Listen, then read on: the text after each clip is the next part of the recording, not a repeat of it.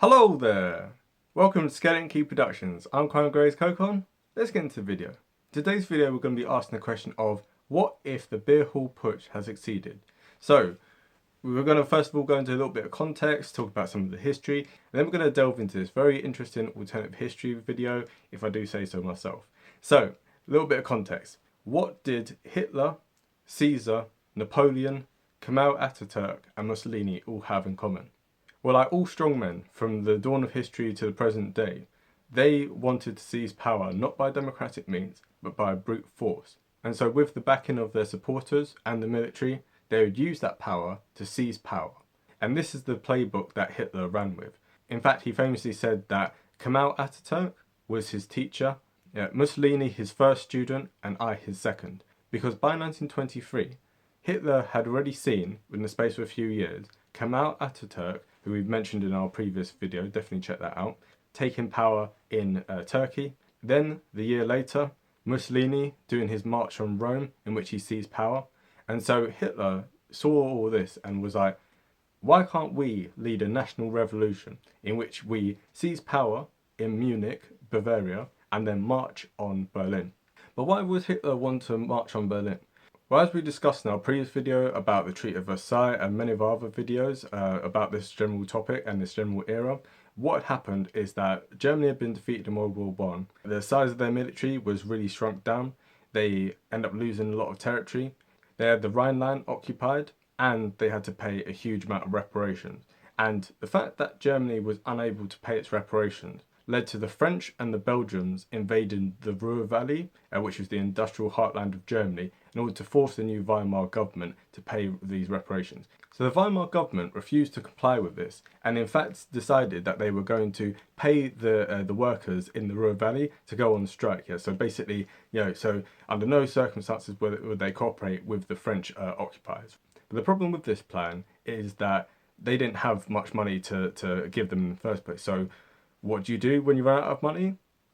Print money. Yes, yeah, that has never gone wrong ever. So for those who don't know about like hyperinflation, basically to explain it, if you have one water bottle in a desert, you will pay a lot more for that than you would if you had 1,000, because you've got a big supply of water bottles, and therefore the value of that one water bottle, you go, it's fine, I'm not going to pay a lot. That's the last water bottle in an entire desert. You're going to pay an arm and leg for it, right? And so this ends up being the problem with currency as well. So when you have a lot of something, it has less value. So at the start of this period, $1 bought 17,000 marks. By the end of this period, $1 would buy 200 billion marks. Okay, so just to give you a bit of an idea, a loaf of bread, that's 200 million marks. So people would take their life savings in like wheelbarrows full of money and take it down to the shop and be like, yeah, can I get a loaf of bread, please? And be like, sorry, you're a little bit short. So in all of this chaos, what ends up happening is people try to take advantage of this. And one of the key people who took advantage of this situation was a certain Adolf Hitler. So he was an Austrian immigrant who had been kicked out of art school, not because, his painting was actually quite good, actually. I have to say, not endorsing Hitler, but he was actually quite a good artist, okay? Just saying. But anyway, his style wasn't really distinct enough to warrant him kind of becoming a great painter and stuff. And so as a result, he was rejected from that school. He then ended up being homeless for many years. And then in 1913, he immigrated to Germany and began to live in Munich. And the following year, World War I began. And this is when Hitler, we can see a picture of him in the crowd there. And, he's cheering on the start of World War I. And as soon as he can, he signs up and fights on the Western Front. For 4 years, he ends up, being very, very brave, ends up getting medals and stuff for being a courier, so like, a messenger boy, basically. And, this is obviously running through the trenches and, it's very dangerous work and stuff. And he was injured several times, most notably at the end of the war, where he ended up suffering from a gas attack. And so while he was in a military hospital, trying to get his vision back in place, this is when he heard news of Germany's surrender. And he rolled about in anger and frustration and in a feeling of betrayal, like kind of that Germany had basically won the war, because as we discussed in our previous video, German troops were occupying like kind of like enemy territory. There was like almost no allies who actually came into Germany itself, and so as a frontline soldier looking at it, you think, well, we're winning the war, but obviously situation back home, the situation with the actual German economy and their war effort, etc. Realistically, Germany lost that war. However, Germany losing this war in this way fed into this stab in the back myth, which Hitler wholeheartedly believed. And so he believed that Germany's defeat in World War One was as a result of a Judeo-Bolshevik conspiracy against the German people. And yeah, it sounds crazy, doesn't it? But anyway, that's what he believed. And so upon returning to the home front, he then ended up getting involved in nationalist politics in Munich, and this is how he ended up kind of rising to prominence, in the beer halls within Munich. If you ever go to Munich, they've got lovely beer halls, but just understand that they do have quite a dark history about them. And so what Hitler planned to do was to storm into one of these beer halls on the 8th of November 1923, and he already knew that there was a group of nationalist leaders who were meeting there, and at this point, Hitler wasn't really well known, and so he'd asked to join them, and they were like, "Yeah, no, not really. Like, we might allow you to kind of like join us, like tag along with us, but you're not leading this movement. Like, we're in charge, okay?" And so he decided that he was going to one up them, and so he stormed into this packed beer hall with his men, stood on one of the tables, and fired a shot into the air, and proclaimed, "The national revolution has begun. We have the building surrounded. Anyone who tries to leave will be shot." And as you can imagine, the other attendees in this beer hall were not so pleased. And they first of all, they're like, "Who's this guy?" Second of all, they're like, "No, seriously, who is this guy? Like, what are you doing?" And so what Hitler then did is he took the leaders into a separate room and basically held them hostage. And he was waiting for General Ludendorff to come. Now, General Ludendorff was a very prominent leader during World War One.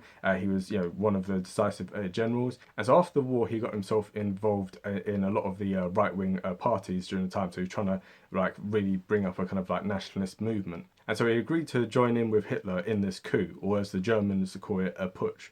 And he was a bit late turning up, like very late. But eventually when he did turn up, what Hitler then did is he grabbed the hands of the other nationalist leaders, held them up and said, "Your leaders are with us, will you join us for the national revolution?"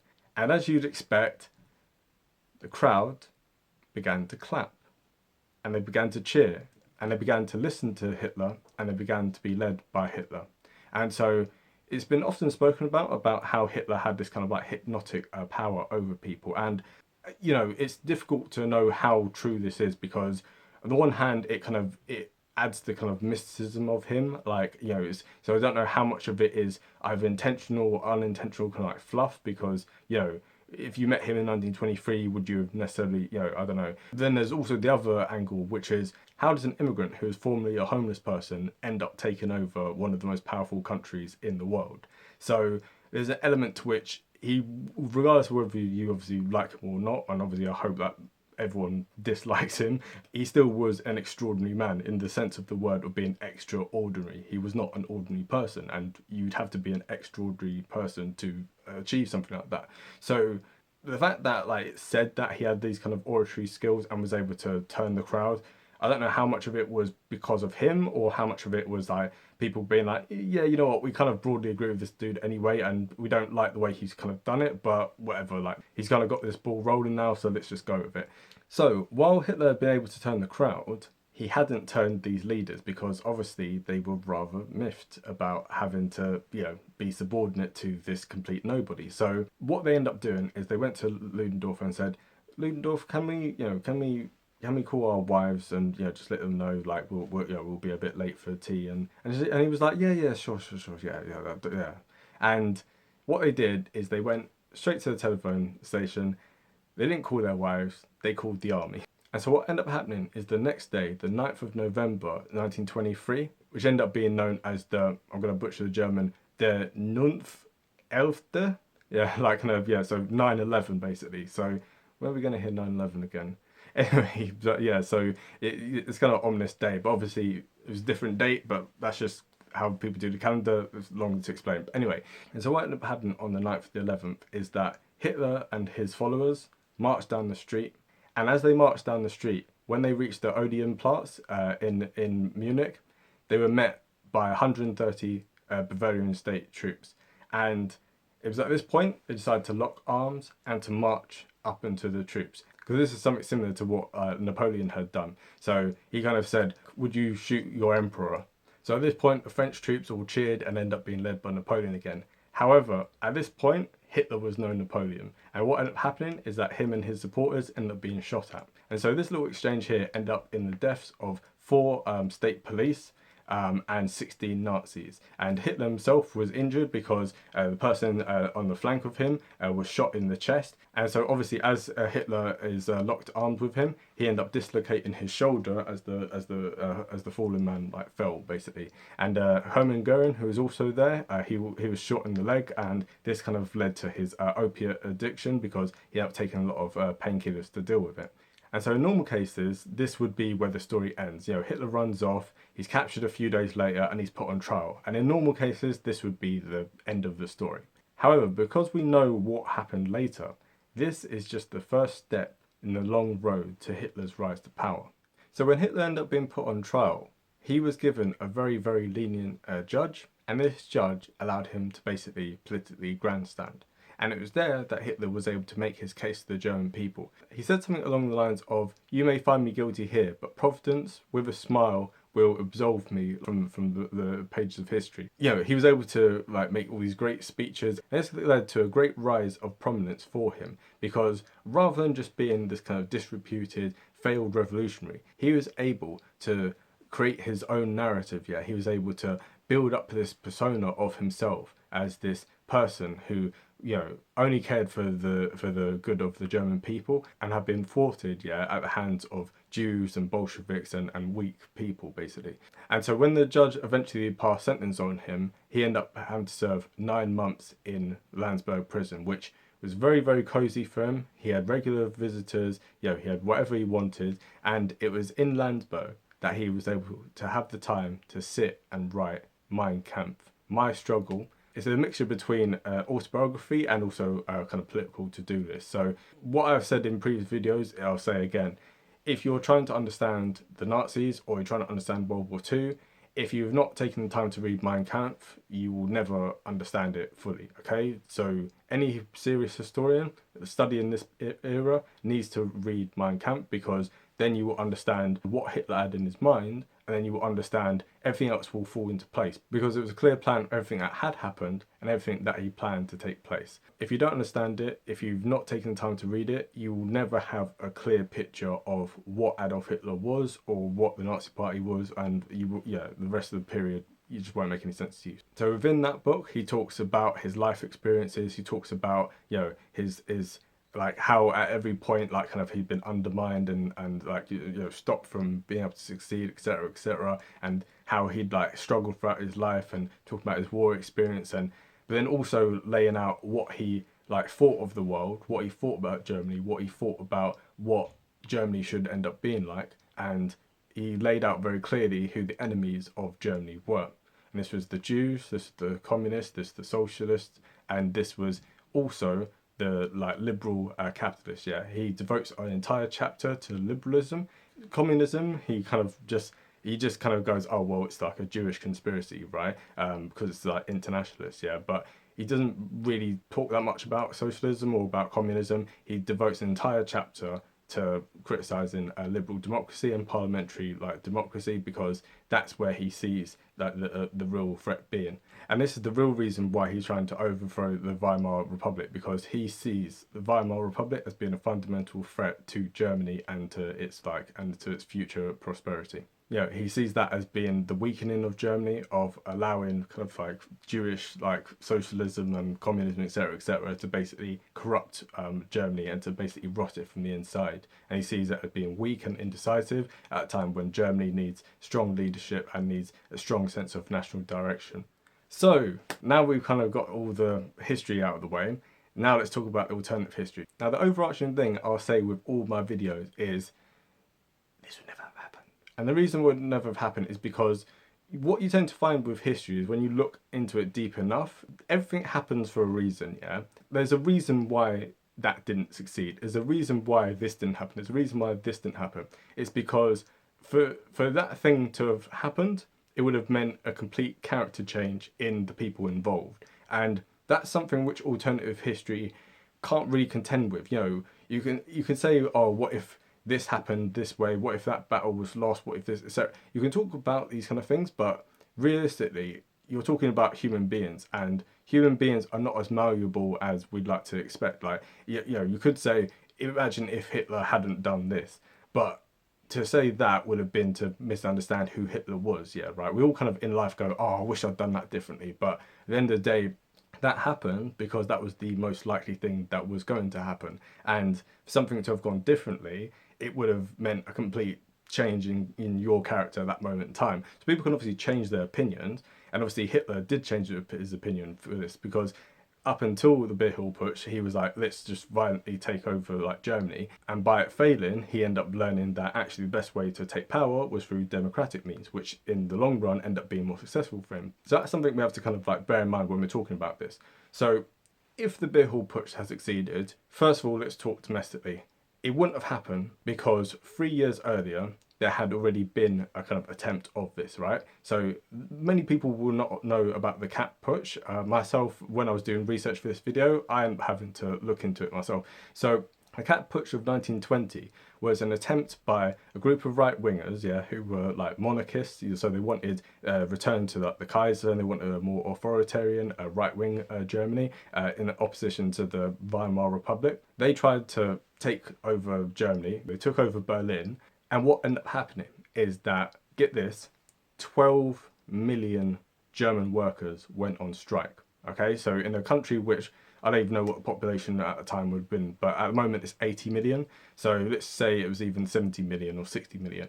That's a huge number of people, yeah, going out on strike. And so the coal had run out, the gas run out, there was no electricity, there was no water, there was no anything, yeah, like everything ground to a halt in the whole of Germany, because the German workers were like, we are not going back to having the Kaiser run things, yeah, we're not like destroying the republic like that we kind of have established, like, no, we're not having any of this. So they refused wholeheartedly to cooperate with them. This was like peaceful non-cooperation. And it was on such a mass level that the putsch ended up kind of collapsing in on itself, because they realised, well, this is not going anywhere. And so that's something to bear in mind as well. If the Beer Hall Putsch had happened and he'd been able to take power and he'd been able to march all the way to Berlin, as soon as he got to Berlin, everything would have just shut down, because 3 years earlier they'd already done this. I don't think that the German people would have been like, yeah, cool, let's just, like, you know, 3 years ago, like, we crushed this thing, but this time, yeah, we'll just let it slide. I don't think that they would have allowed that. And so as a result, the Beer Hall Putsch failing was probably the best thing that happened to Hitler and the Nazi movement, because if it succeeded, it would have just gone down in history as just another failed revolution, which we probably wouldn't even be talking about. We probably wouldn't even be learning in schools. We wouldn't, like, I wouldn't be doing this video realistically if it had succeeded, because we would never have heard of it. Like, it just would have been like, yo, have anyone heard of the cat putsch? No, because it was a failure and didn't lead to anything. So that would have been the same thing with the Beer Hall Putsch. It would have been a failure that wouldn't have led to anything, because Hitler would have just been arrested, he would have been deported, because obviously he was an immigrant from Austria. You know, it was only because the judge were very nice to him that he didn't deport him in our timeline, right? If he had marched all the way to Berlin and then tried to do all this stuff, they would have been, no, this guy, just let's get rid of him, okay? So just to keep this timeline interesting, let's assume that Hitler somehow ends up taking over Munich, marches to Berlin, and then somehow crushes the 12 million strong like workers strike, right? You know, through violent means. He used the SA, he used the Freikorps, he used the army. Let's just say, you know, let's throw the kitchen sink at it. You would have basically had something akin to like a civil war in Germany, because the amount of force that would have been needed to put down 12 million striking workers, even if it was just like 5 million, that's quite like considerable. And Hitler, even within our own timeline, avoided certain like major cities like Hamburg, because you know, they'd historically been like hotspots for like communism, for social democrats, etc. And you know, so even when he became the Führer, he still kind of was savvy enough to realize I'm not really that well supported in some of these towns, so I'll keep visits there to a minimal. And so if he had somehow been able to do this kind of violent revolution and crushed all opposition, yeah, Germany would have been in tatters and consent for him would have been much less, because we have to understand that Hitler, by failing in Munich, ended up having to rethink his strategy, and as a result, he ended up going through democratic means, and within a space of less than 10 years, the Nazi Party ended up becoming the dominant power in German politics. And so there was a level of democratic consent which the people of Germany kind of gave to Hitler, because it was like, well, he's the largest party, the most popular person, etc., etc. So when he ended up taking absolute power, people were a lot less hostile than they would have been at this time. And so just to give an idea of how small the Nazi Party were in this era, so the Nazi Party weren't able to stand in the elections in 1924 because, you know, they were banned between 1924 and 1928 as a result of the Putsch. However, General Ludendorff set up the National Socialist Freedom Movement in 1924, and in that election in May, it only got 6.5% of the vote. And the Nazi Party, even in 1928, when they were allowed to stand, only got 800,000 votes nationwide. So that's not a lot of people. Yeah, like that's a really tiny amount of people. So the fact they thought they could do this kind of national revolution with what, maybe at best, let's say like 1 million people supporting them, yeah, it's not impossible to have done, but it would have been like, Hitler really was a nobody at this point. So for him to somehow rise to the top and to take over in this way, it would have just been very unlikely. So like, they wouldn't have had much consent. Even within like the nationalist movement, people would have been like, who's this guy? Like, we're way more popular than him. Just to give an idea of this, the German National People's Party, you know, the DNVP, you know, they were much bigger than this. They got 19.5% of the vote. So their best bet would have been to align with them, because then they would have had about like 26% of like the vote, which again still isn't a lot. It's still just over a quarter of the electorate.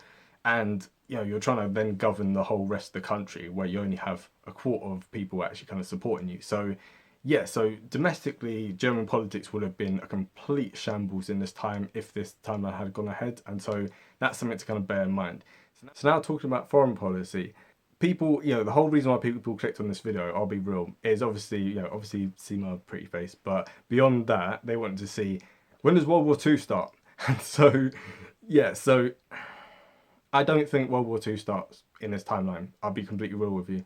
The reason I don't think it starts is because France in 1923 was not France in 1933. And as we saw in our video of what if Britain and France declared war on Hitler, so definitely check that out. Within that, we talk about how the will of the Allies, in particular like the British and French, by the 30s was very different than what it had been in the 20s. People in the 20s were still like fresh in the memory of World War One and want to get revenge on the Germans. By 1933 and like 1935, they're a bit like, yeah, okay, maybe we were a bit harsh on them, and also we're kind of dealing with a depression in our own country, and yeah, we kind of, yeah, okay, whatever, like, yeah, okay, we pretend we didn't see that. 1923, the French and the Belgians had already invaded the ruhr from not paying reparations. So if this Hitler dude had just come to power and been like, yeah, we're just not paying them, straight up, we're just not paying them, like, and also we're going to build a military, and also we're going to do, I know he wouldn't have said all these things straight away, but like, he also might have, because the whole experience from Landsberg gave him time to realize that he needs to slowly build up to things. You can't just be like, right, we're doing this, that. And so the fact that in this timeline the beer hall putsch succeeded, it would have probably meant that he would have been a lot more impulsive, and he would have been like, right, we're going to build the military up, we're going to invade this place, we're going to do it. So the French, if they already occupied the ruhr in this time, would have just continue to occupy it, and then probably would have pushed on to Berlin and be like, nah, we're getting rid of this guy. And so the whole Nazi movement kind of falls to pieces. So let's be overly generous. Let's say somehow he plays a kind of smart game and builds up a little bit. Hitler being Hitler in our own timeline, got to power in 1933, and then 6 years later started World War II. So let's, for argument's sake, say that 6 years after taking power here, he starts to invade Poland. So it basically pushes the timeline of World War II forward like 10 years, it's completely different. Yeah, with this timeline, the realistic thing is that it wouldn't have happened. And actually, for the Nazi Party and for Hitler, the best thing that could have happened was the fact that the beer hall putsch failed. If it had succeeded, they would have been a footnote on the pages of history. No one would have known of them.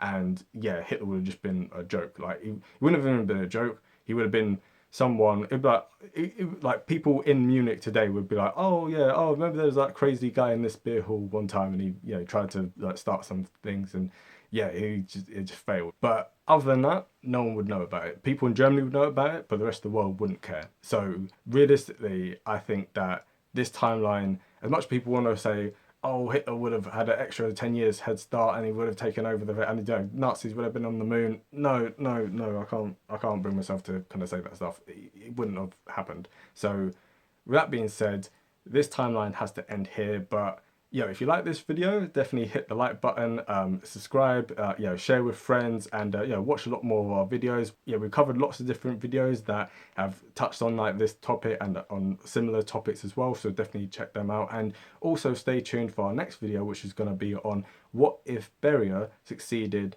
after Stalin. So yeah, so for those who don't know, watch the film The Death of Stalin. Lavrenti Beria was described by Stalin as our Himmler. He was the head of the NKVD, which later became the KGB. Anyway, so we're looking at what would happen to the Soviet Union and the world if he had taken over after Stalin instead of Khrushchev. So yeah, definitely stay tuned for that video, and hit us up on Instagram as well. Remember from the last video, hit us up on Instagram, and yeah, have a great day, and bye.